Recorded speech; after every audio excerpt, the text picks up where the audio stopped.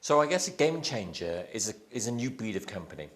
They're the companies who are responding to the tectonic shifts which we see in the world today. And we're familiar with some of them, perhaps not with others. The shift from west to east, the shift from big company to small company have more influence.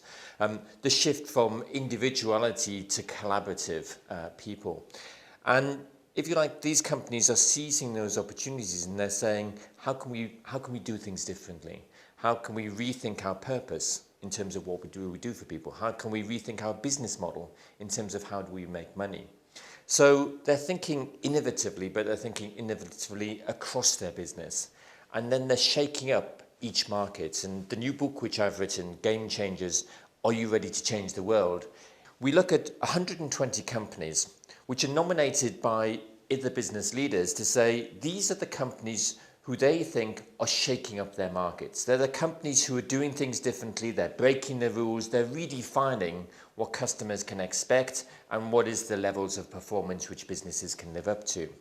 So I call them the speedboats and the supertankers. The speedboats are the new small companies who are zigging in and out of the changing world. They have the speed and the agility to seize opportunities very quickly.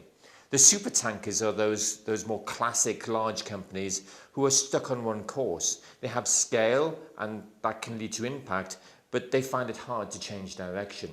So for both of those different types of companies, what can they learn, what can they do differently, and how can they win in this new world?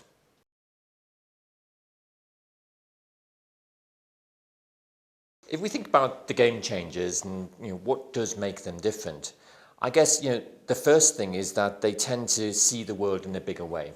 So they're making sense of a world which is joined up, more horizontal than vertical. Horizontal in terms of sectors, horizontal in terms of segments. So they look for niches of people who they can do much more for, but in any part of the world. They harness the power of digital and physical in a joined up way to say, how can I do more for people at any time, in any place? They think about how can I change the business model so it's not the traditional way of buying a product and paying for it then, but they look at different formats, be it subscription or be it rental, for example, which enables them to do more for people and a different economics by which their business works.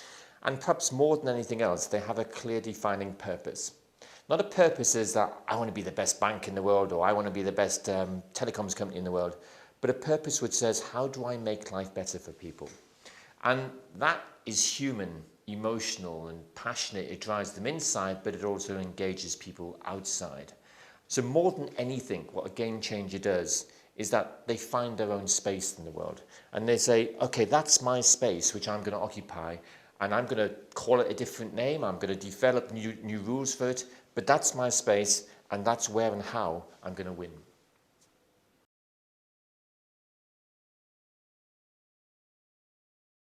So I guess ideas and networks are a model for the 21st century.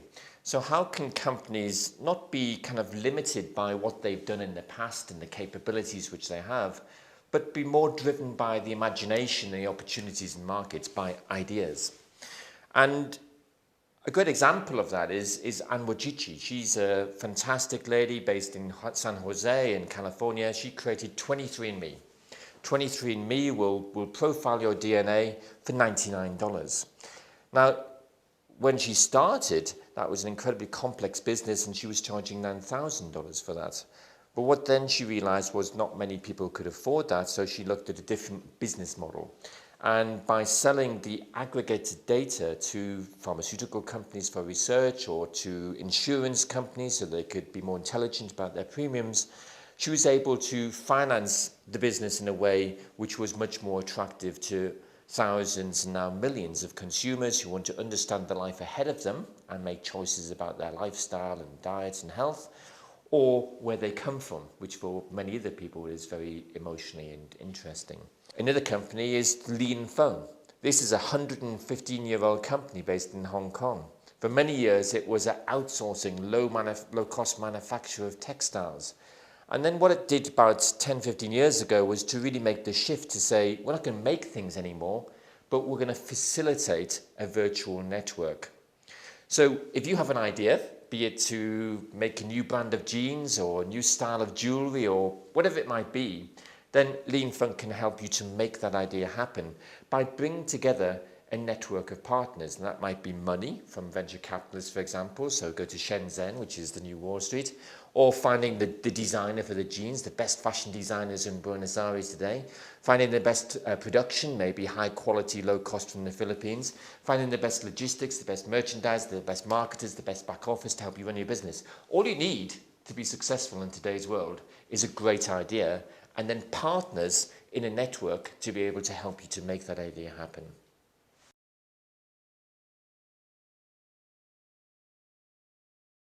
So I guess the big question is, what does this mean for telcos and for operators in particular? And I guess they have some big fundamental challenges or questions which they need to ask themselves. And on one side, they have this fantastic infrastructure which they've invested huge amounts of capital in, which they need to get a return on. But at the same time, they've got content and thinking about how can they engage people in more emotional forms of education or entertainment or whatever it might be. And I think most telcos are probably stuck with saying, I've got these two things and I want just to make the most of it. My business is about connecting people. We've heard that before. And it's about doing that as efficiently as possible. And it's about trying to make some profit in a world where the prices keep getting diminished because people increasingly regard it as a commodity. And if you look at many investors, they will regard telcos as utility businesses today. So I guess the question is, how do we get out of that?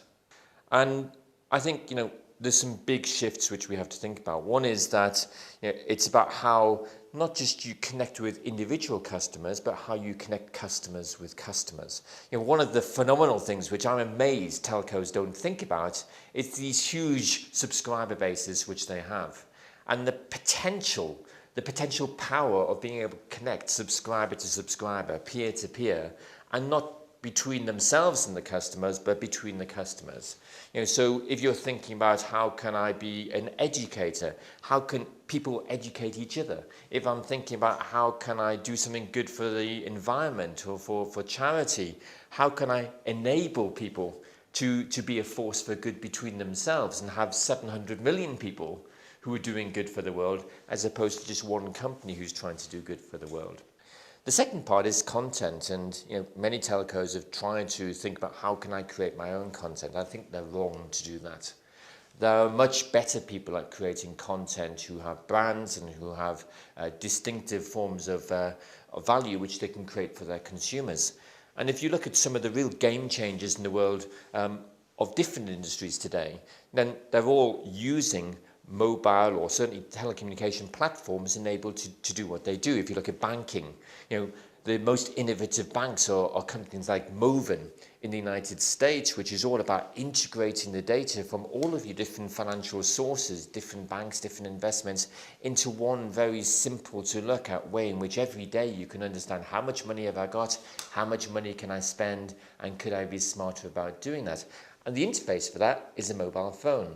So, all these companies, they're starting to really use the mobile particular platform to transform their industries in time and location and personalization to do things in a different way.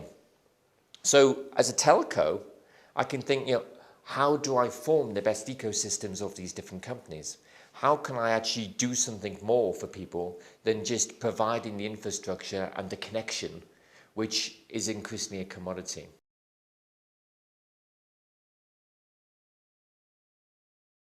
So, some real examples which I've come across in my work with telcos would include, in Asia, Square, which you're familiar with, Jack Dorsey's ability to create a small dongle for $20, which enables a small business to be able to take credit card payments. Being able to get into huge countries like China or India is difficult without a partner. And so telcos in those type of countries provide partners for which Square can enter.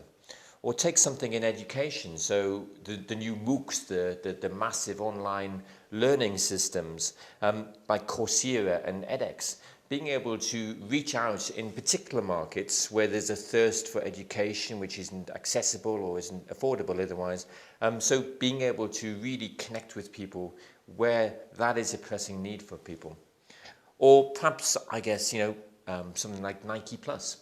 Nike Plus, themselves, Mark Parker, the CEO, he said, ultimately we're becoming a technology business, much more than sports shoes or apparel. And so thinking about where there's people who really want to be able to reach out and to be able to improve their fitness and to connect with other people who want to do that likewise as a movement, then Nike Plus becoming something which partners with a telco to be able to do that more effectively, both digitally and physically in those local markets. These are all fantastic different ways of thinking once we open our minds and both look globally but also locally at how can we do things differently.